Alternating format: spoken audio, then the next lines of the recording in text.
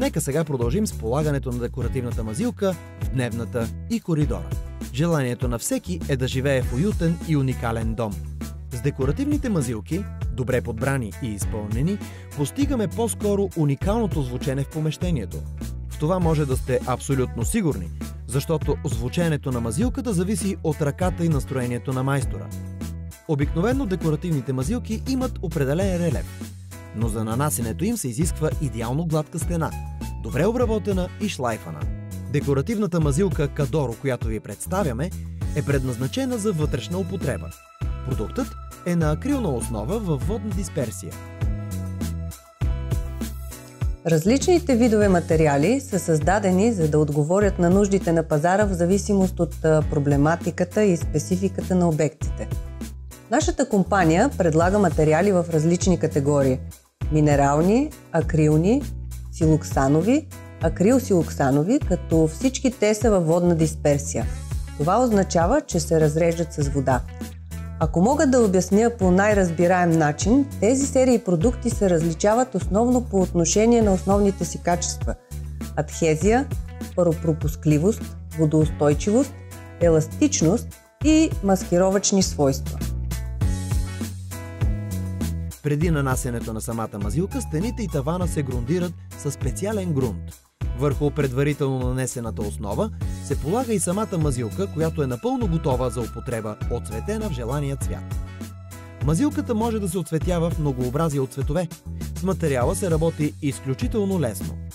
Трапецовидната маламашка е изработена от инокс със специално обработени ръбове.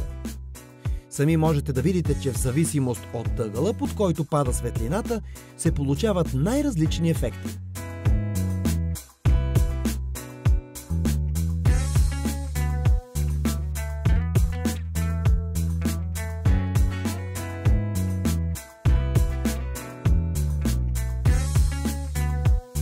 По проект ние нанасяме декоративната мазилка на тавана над меката мебел в дневната.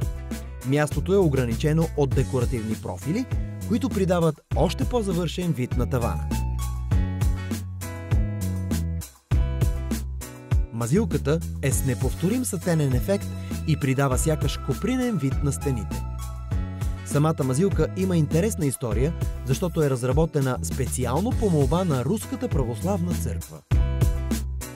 Мазилката Кадоро е създадена като алтернатива на златото, ползвано при куполи на църкви, фрески и различни декоративни елементи. Продуктът се отличава с здравина, висока еластичност, паропропускливост и водоустойчивост. Друг пример е свързан с едно от най-значимите архитектурни творения на нашия век – Марина Бей Сендс в Сингапур. Разположен на самия морски бряг, супер луксозният комплекс е изложен на неблагоприятни атмосферни условия, екстремна влажност, пясъчни бури и температурни амплитуди. За фасадата бе необходим материал, който да може да издържи на агресията на времето.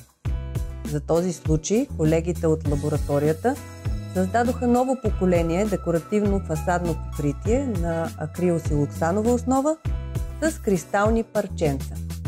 Проект за реновация на хотел, изпълнен с този уникален материал, може да се види и на нашето Черноморие.